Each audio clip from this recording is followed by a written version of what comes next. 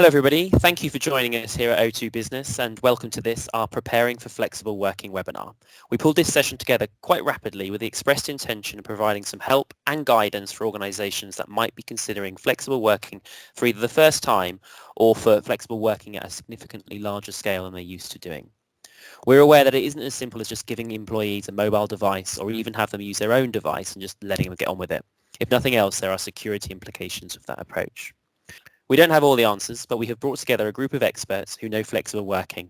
We will take you through some of our thoughts on early wins that you can achieve rapidly, perhaps in an afternoon, and then also cover some more in-depth, more secure options available to you moving forward. This is all in the spirit of helping you. So without further ado, I'd like to pass over to Dave Cornwell, who's Head of Solutions at O2 Business, who will talk about some of the challenges around getting fit for flexible working. Over to you, Dave. Thank you, Mark, and hello, everybody. As Mark said, I'm David Cornwell. I'm the Head of Solutions here at O2. And we have a panel with us today of a number of the consultants who work in my team, as well as Ian Piper from our Information Assurance team, who are going to talk through some of these solutions we may be able to offer your user, or you may be able to offer your users for flexible working either in the short or longer term. So when we think about home working or flexible working, we think about 5 main topics you might need to cover or think about or consider yourselves. I think most importantly actually is culture. Does the culture of your team or your business support people being able to work flexibly and remotely? I'll talk a little bit in a moment about how people leaders might be able to adapt their approach to managing a remote team, but it is important to have that culture in place. The physical environment your users have both at home and in terms of their IT equipment is also really, really important because they need a suitable device. Obviously, they need to be able to communicate and collaborate with their colleagues, but they also need somewhere they can do that. And there are some basics you need to get right, which I'll go into in a moment. Technology is obviously important, but it is only the enabler. Without the other two that I've already mentioned, the technology piece will become irrelevant because it won't be used. And data security and compliance is well, this is one of those areas you can't forget. Just because we're in a crisis situation where we're having to send people home doesn't mean we should ignore data security and compliance.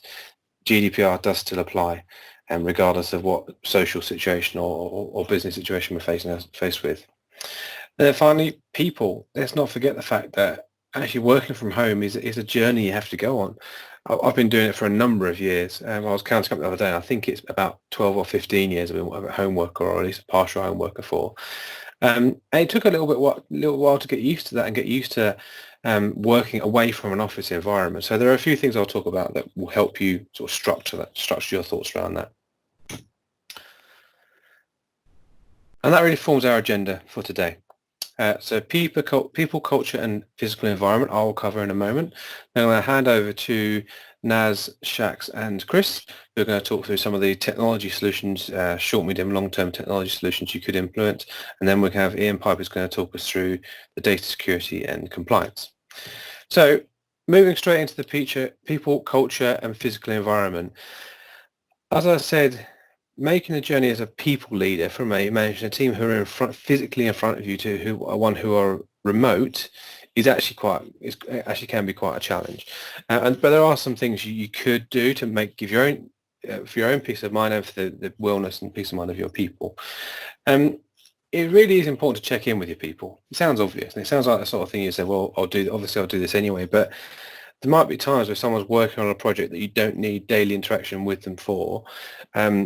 But when you're not face-to-face, it is important to try and make the effort to stay in contact with people daily is ideal. 20% of remote workers report loneliness as the biggest downside of being a remote worker. And actually social isolation, we talk about now is a good thing in terms of the current pandemic situation. But actually social isolation for remote workers actually is quite a serious problem in some cases. So please do focus on that. One of the ways you can do that is by using video. Video conferencing is a really powerful tool just to remind yourself what each other look like. And use that time to provide regular updates as if you were around the same set of desks in the office. Now for you, as the people manager, you want to be able to make sure that your team are still focused and producing at the same rate they always would. So you need to establish trust. If you don't have this already, establish trust and make the personal leap yourself to trust that your people are able to work remotely. In my experience, the vast majority of people are more than capable of doing this if they do some of the basic things I'll talk about in the next slide. But for my own top tip here is don't focus on the input. It doesn't bother me the hours the people in my team work. I know everyone works hard. As long as I can see the output, then I'm pretty happy. And the reason I'm pretty happy is because I know that remote workers are generally more productive than office workers. On average, contributing at 1.4 days a month extra into the working month. As I mentioned a moment ago, video is really important. 92% of people on a Forbes.com survey agree that video conferencing helps drive effectiveness. I would say actually that's a really good one as a manager as well, to give you a bit more comfort that people are sat at their desk as well. It might seem an odd thing, but sometimes people can sort of assume that people are out walking the dog or in the shops or whatever. If you do a video conference, you have to be sat down, you have to be talking face to face, you have to give that person your full attention as well, otherwise you know they're not. And finally, be social. Be social remotely, but be social. It is important to maintain your health and mental well-being. Now, for you as an individual working remotely, there are three really important things I would say, one of which I've already mentioned, which is the last one here, which is be social. Work is a social place. When you go to the office, you don't spend your entire day working, do you? You spend some of your time talking to your colleagues and your peers, which might be around work, but it might not be. It might be around family or your social lives or whatever it might be. So why not replicate that when you're remote? Make sure you still continue to maintain those relationships. It is really important. So then back to the beginning here. As a remote worker, the thing I find the most important thing to keep me focused and keep my output to the level I expect of myself is to have structure and balance in my day. I plan what I'm going to do in the day. I have a to-do list. I'll have structure in my calendar, and I'll make sure I stick to it. I structure my working day so it mimics an office working day, so I start and end at a particular time, and that's where the balance comes in. Managing work-life balance when you're a remote worker is actually quite hard.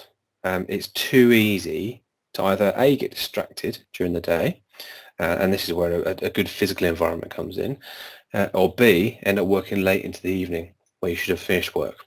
Working long hours does not necessarily mean better output.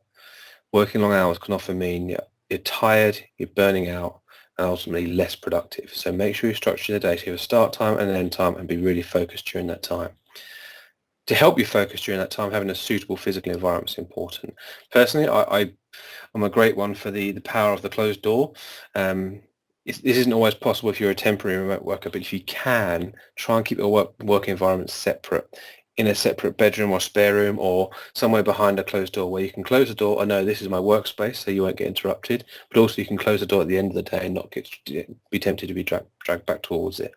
If you have to work from the kitchen table, that's fine, but I'll probably recommend you pack up at the end of the day so you don't have to look at your laptop in the evenings. It is just too tempting. On the physical environment piece here as well, it is important to be comfortable. So yeah, behind a closed door, I personally think it's important. Certainly an environment you can control. Do be comfortable. Comfortable is not the sofa. Sitting on the sofa might feel comfortable for 10 minutes with your laptop on your knees, but I can assure you after doing it for a few hours, you won't be comfortable and you won't be productive. So find yourself somewhere you can be productive and be comfortable, but focused on what you've got to do. And then finally, this is another really important one. Be healthy. Don't fall into the trap I've fallen into a couple of times where you have an extended period of working from home. You realise it gets to Thursday, you're not being outside. You've not left the house. That's not healthy. So within the limits of what the social isolation is allowing us to do get outside, do get in the fresh air, do get in the sunshine. Make sure you're staying active and healthy as well, because if you're not healthy, you can't be productive. So at that point, I'm going to hand over to Naz, first of all, who's going to talk us through, with Naz, Shax and Chris are going to talk us through the basic to more advanced methods you can take to technology deployment for flexible working. Over to you, Naz. Okay, thank you, Dave. So for organizations that haven't yet enabled flexible working, one of the biggest challenges that they're going to face is where to start. Through our experience and experience of working with our customers, we believe start with the user. Start looking at how your users are actually doing their work and what they need access to. A lot of organizations are going to have a split of different types of user profiles. And typically what we'll see is a group of people that are office workers, a group of people that are home workers or geared up to be home workers but can work from the office, which we are calling hybrid workers, and then production workers or frontline staff. Now, a lot of the content that we're going to be going through today is geared towards the office worker. However, it's worth mentioning that you should look at your frontline staff as well and see if there's any inefficiencies that can be made there as well. For example, if your frontline staff day is made up of 75% of work that needs in-person presence, but 25% of it can be done remotely, such as admin work, then enabling them can also help reduce the amount of time that they need to spend anywhere on site in person. A lot of organisations have also been faced with a question over the last week or so on how to enable remote working. So what we'll look at first is how to enable what a minimum viable solution would look like. So if you had to enable a part of your organisation to be able to work remotely, what's the bare minimum you can do to enable that? We'll then look at what a medium to long-term strategy looks like. So yes, you've enabled it, but how do you then grow that out and make it something that's more scalable and available to the rest of the organization? And then what that means for the digital workplace in months or years to come. So if we start with a minimum viable solution, it's the first thing that your employees are going to need is an endpoint device to be able to process and access data through. Now, the easiest type of device to set up and get running is probably a smartphone or a tablet. And when you're looking at this type of technology, look for technology that can allow you to enable also a desktop experience. A good example would be the Samsung DeX solution, that when you plug into a screen, will then mimic a desktop experience and something that your employees will be used to. Again, from a tablet perspective, if you're an organization that uses mainly cloud-based services, then it may be worthwhile looking at the Chromebook, for example, which again is a lightweight operating system, which will allow you to access things quickly. When using device endpoint technology, it's one of the other things that we would recommend is a device management solution, which could be cloud-based and easy to set up. Again, a cloud-based device management solution will not only help you light up and deploy devices quickly, it'll also allow you to manage and secure them in life. A good example of this is the question around allowing personal devices. So you may be an organization that hasn't enabled personal devices historically, but with the current situation, now may be the right time to do that. A lot of your employees will have their own devices, and with a device management solution, you can secure access to your data and allow those users to be productive without having to go through procuring and handing out corporate devices.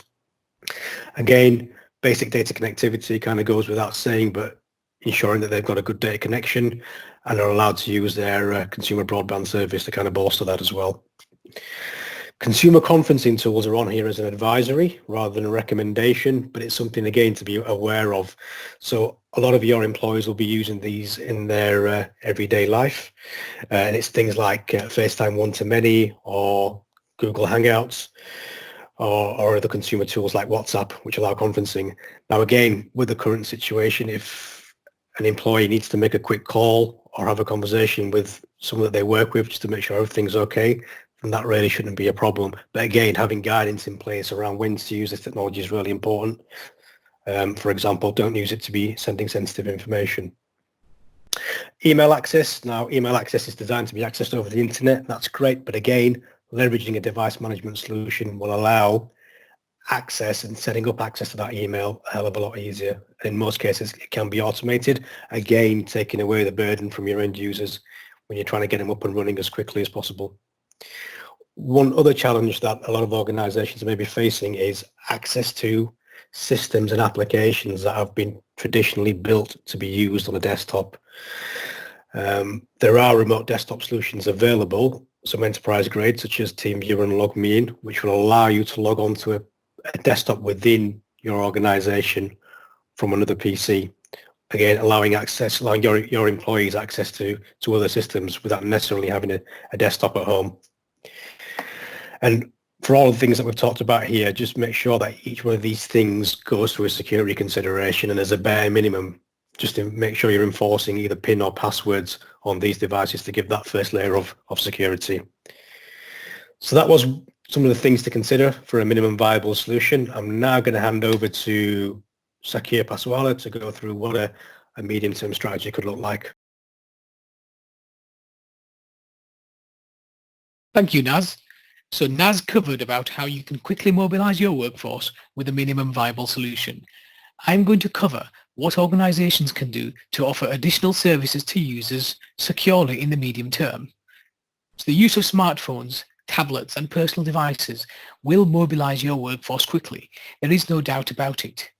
Whilst this provides the user some productivity, it won't provide the full functional experience that a corporate use PC or laptop provides. Laptops are clearly more rounded and more suitable for home working. So look at the rollout of corporate laptops to your users. However, expect to find the supply chain constrained. You may need to use rental services to cover short to medium term supply challenges. Consider implementing an enterprise mobility management solution, an EMM solution.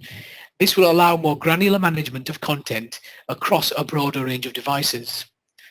A cloud-based productivity suite, such as Microsoft Office 365 or Google G Suite, will increase the productivity of mobile users.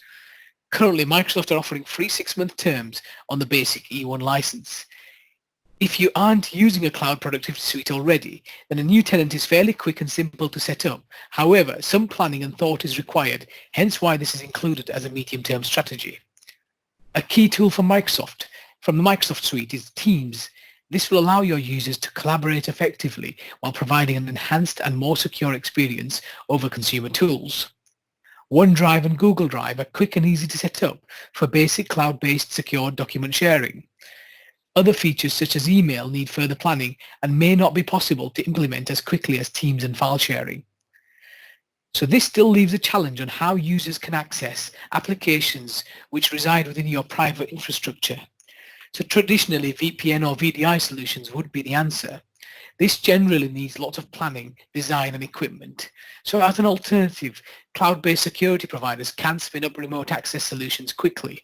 An example is Zscaler Private Access, which allows you to publish applications securely without having to spin up a full VPN or VDI environment in your infrastructure. That covers some of the things you can do in the medium term. I'm now going to hand over to Chris, who will run through how to deal with the long-term challenges.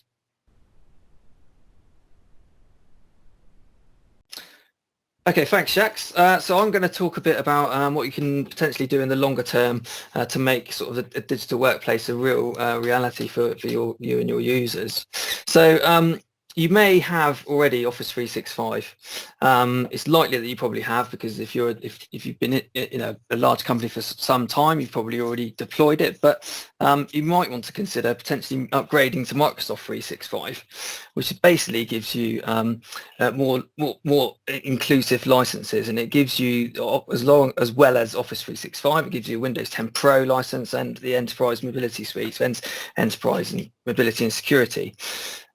This may work out cheaper than actually buying individual SKUs for individual components that you can add to Office 365, like Azure AD Premium, P1 and P2, so it may work out cheaper to do that. But it gives you a more interconnected and a more rounded, complete experience on the productivity suite from Microsoft.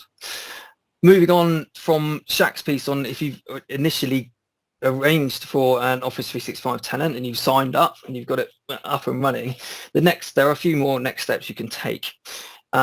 One point is about hybrid identity. So this may be where you want to synchronize your Active Directory on-premise or your user accounts and sync them up to Azure AD, and you do this with something called Azure AD Connect. Now this takes a little bit of planning. It's a piece of software that sits on a virtual machine in on-premise, and it could be set up in as quickly as a single day. Some other points you might want to consider are things like Exchange hybrid. So if you've got an Exchange on-premise, you might want to set up a hybrid with Exchange, so you can start to bring mailboxes across to Exchange Online, as well as hybrid SharePoint and hybrid OneDrive. So you might have file shares or SharePoint on-premise, and you might want to consider moving them to SharePoint and OneDrive in Office 365. By doing this, it gives you the ability to set things like compliance rules and data loss prevention rules against your files and your email and all your documents. If you've got Exchange Online and you're routing all your mail through Exchange Online, it opens up the ability to have anti-spam, anti-phishing and anti-malware. It's all inbuilt into the platform, into Office 365. So The point being, these things do take a bit more effort and a bit more planning to achieve. So it can be done fairly quickly, but you plan to do it, and you could do it within 2 to 4 weeks potentially for a smallish sort of organisation. Moving on to unified endpoint management. So this is where you could manage basically more than just your mobiles and your tablets, and you can have a complete sort of app deployment and management control of those devices. So examples of this are things like VMware Workspace ONE or Microsoft Intune, which surprisingly enough you get with Microsoft 365 licensing. These are complete, feature-rich applications that give you complete control over all your endpoints, not just mobiles and tablets. But again, it requires a bit more planning and a bit more time. I just wanted to briefly expand on the laptops piece. So if you have got Azure AD and you are in the process of delivering Windows 10 laptops to your staff at home, there's a out-of-the-box experience called Azure AD Join. So you basically put in your user principal name, your login name, and on the first boot up, the first setup of the laptop, and it will connect to Azure AD. It will add the device as a member of the domain, and immediately you'll be able to manage that device. And this can be the same for rental Windows 10 machines as well. Now, important to note, you can't actually connect to Active Directory on premise. It won't work, but it could be a good thing for the future. Another point to mention is around VDI. So with VDI, this is virtual desktop infrastructure. Then this can be done either on premise or in the cloud. Azure is a place where you can set up something called Windows Virtual Desktops, and AWS's equivalent is Workspaces, or this is all classed as desktop as a service. But the beauty of this is these applications are then securely hosted either in Azure AWS or on premise. All that comes down the line to the endpoint is screen refreshes and keyboard strokes and mouse strokes. So it is inherently secure. But again, it takes a lot of planning and a lot longer to set up. An alternative to that could be something called Azure AD Application Proxy. So this is where you get single sign-on to either cloud-based or on-premises web applications, and it secures the connectivity to those applications, and you get the benefit of that through AD Premium P1 or P2, but you get that through M365 licenses. If you are already an existing VPN customer and you've already got an existing VPN setup, you might want to consider enhanced VPN solution. I mean, you might need to add additional capacity at this stage or increase bandwidth to the central location where the endpoint is. You might also require additional licenses for the additional amount of users. Another point to consider is MFA and conditional access.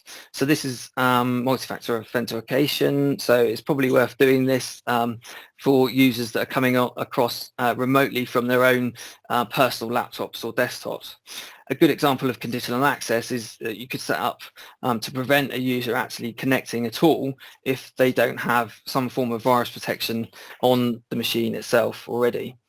And another point I wanted to bring up was around Microsoft Teams. So if you've already got Teams, you might want to then, a longer term solution to it might be to add PSTN access, and you can do this via something called direct routing. It basically sets up a relationship between something called a session border controller, which is equivalent of it's like a voice firewall effectively, and you have a relationship between the session border controller and Teams, and this will enable PSTN access to your Teams clients. Hopefully that's helpful. I'm going to hand over to Ian now for the security and policy. Okay, thanks for that. So, with many more people working from home, there's a higher likelihood that some equipment may be lost, stolen or damaged. So it's important that you have processes in place for replacing this equipment or for people being able to report issues. When you are at home, do use a suitable table or desk to work from and put equipment away and out of sight when not in use. Don't leave it unattended and visible through downstairs windows. Do remain vigilant against phishing attacks and other scams that are circulating using coronavirus as their hook. Don't use your computer for non-related work activities or allow others to use your computer.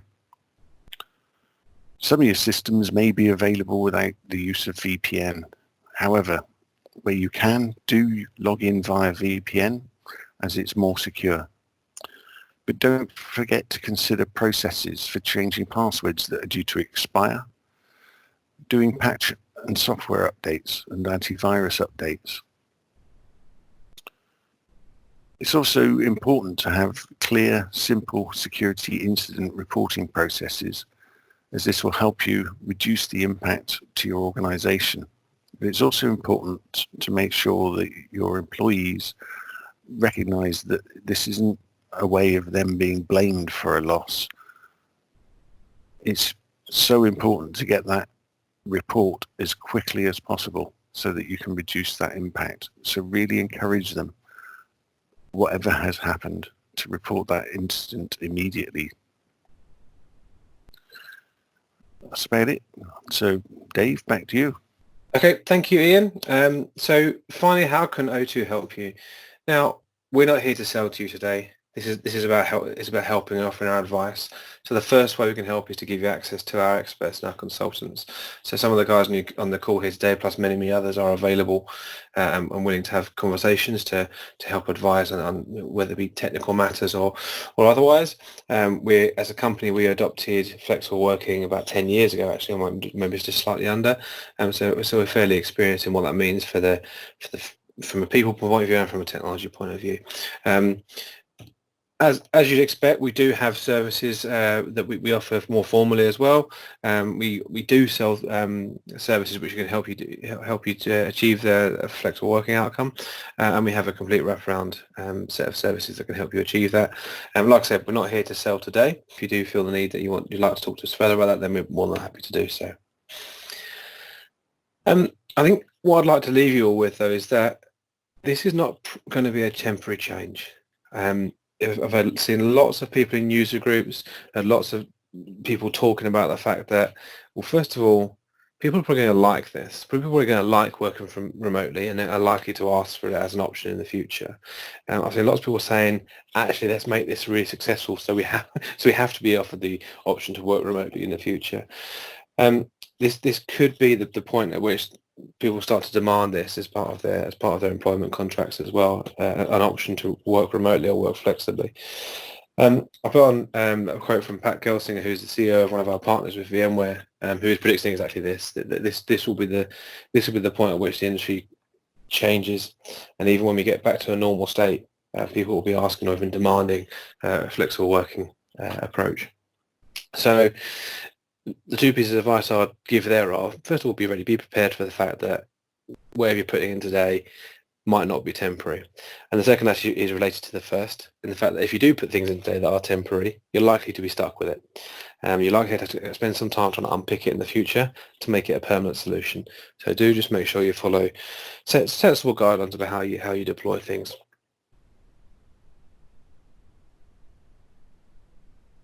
If you do need to speak to us, you can get in touch. You can get in touch with any of us directly through LinkedIn is probably the easiest way for now. There is also a link and a number on the screen you can call if you want to talk to us more formally about how we can help. So please do reach out. We are here to help. And finally, what we'll just leave you with is a few of the links to some of the free resources that various partners of ours and companies have been offering during this pandemic situation that we find ourselves in. There are some really good services out there. Be aware of the limitations, because they're not a project you're considering as a full deployment, so they do have limitations, but they are really, really useful tools. Also, talk to your partners about how they might be able to help you with uplifts around things like VPN infrastructure, for example. Many people are offering temporary free licenses, for example, where you're having to send your workforce home if you've got a VPN infrastructure which is reaching the limits of its capacity. So talk to your partners, talk to your suppliers, talk to your service providers, and see how they can help you achieve the result that you want. And with that, I'll hand back to Mark for Q&A. Thanks, Dave. Thanks, everybody. We just have 3 questions on the line at the moment. The first of which, Dave, is if we could do one thing today to better equip our teams for remote working, what would it be?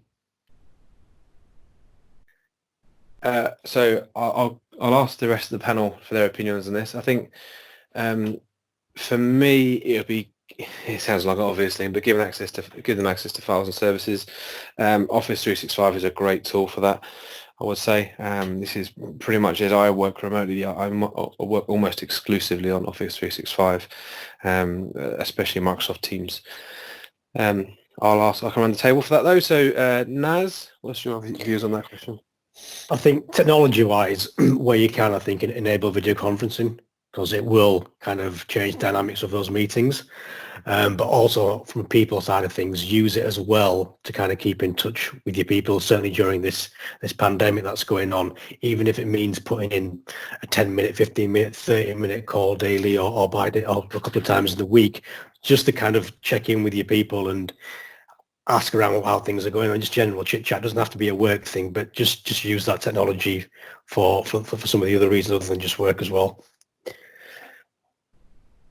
Great stuff. Thanks, Naz. Shax?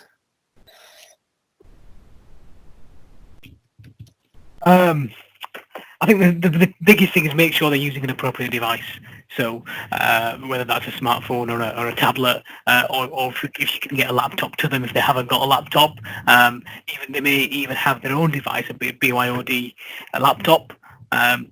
Say team that up with Office 365, and that makes a suitable device to use in the short term. Thank you, Shax. And finally, Chris. Yeah, I'd definitely recommend a decent headset, so a noise cancelling Bluetooth headset if you can get hold of one. The mics and the speakers on a laptop or a desktop PC are not really built for calls particularly, so a decent headset is well worth an investment. And also, there's another point as well. If you are having problems with Wi-Fi, everyone's got Wi-Fi at home. There's nothing wrong with a LAN cable if you can get close enough to the router, because it will give you you're not going to get interference from the kids that are at home on Wi-Fi or anyone else that's working from home potentially. Mm-hmm. Yeah, I think it's good to back to basics. Get a good old LAN Absolutely. cable connected. Yeah, absolutely. Yeah. Right, Mark, thanks do you have any more everybody. questions? Yeah, so a second question, I think you touched on this a little bit in this one, but it's really about how we're ensuring you keep that sense of team in these situations. Maybe a couple of things you might want to expand on that, guys. Yeah, so we're in the early stage of this at the moment, but so my team is fairly large, and so I've got actually 5 teams within my team. So I'm looking at ways of, first of all, locally within the individual teams, just to have daily catch-ups. I'm looking at doing a sort of a virtual happy hour. We bring my entire team of around 50 people all together, purely optional, but just to socialise, to talk about anything non-work. And the final thing related to that is what Naz said already: use video. Really, really important, I think, to see who you're talking to, especially when you haven't seen them or possibly anyone else for quite some time. Yeah. The thing with situations like this, and actually when you talk about sort of mental well-being all the time, everyone always assumes that everyone else is okay, and that's often not the case. If you're finding it hard, which you probably will at some point, or if you're feeling a bit down or a bit fed up or bored, or like you're going to go crazy because you're stuck in the 4 walls, just give someone a call. They're probably feeling the same, or they have felt the same. So yeah, give them a shout, give your friends a call, give your colleagues a call, and you might be able to deepen those relationships even further. Final question is more specific about some of the offers, the free offers from Microsoft in particular, and how do people access that and what do they get? You basically need to contact your Microsoft account representative. So that's either for a partner or Microsoft directly if you've got a direct account manager at Microsoft, and they'll give you a promo code that will enable you to sign up for an E1 trial. Now this, I believe, assumes you've never used Office 365 before. You haven't got an Office 365 tenant already, so it enables you a free 6-month trial, and you will get Teams and the web versions of the Office productivity suite, so Word, Excel, PowerPoint, etc., and you can use them through a browser. After that, I think you can then upgrade that license if you want, and you can purchase an actual a full-on subscription after the sort of 6 months is up. There are some gotchas with setting up a tenant for the first time, you do need to have access to your DNS registrar.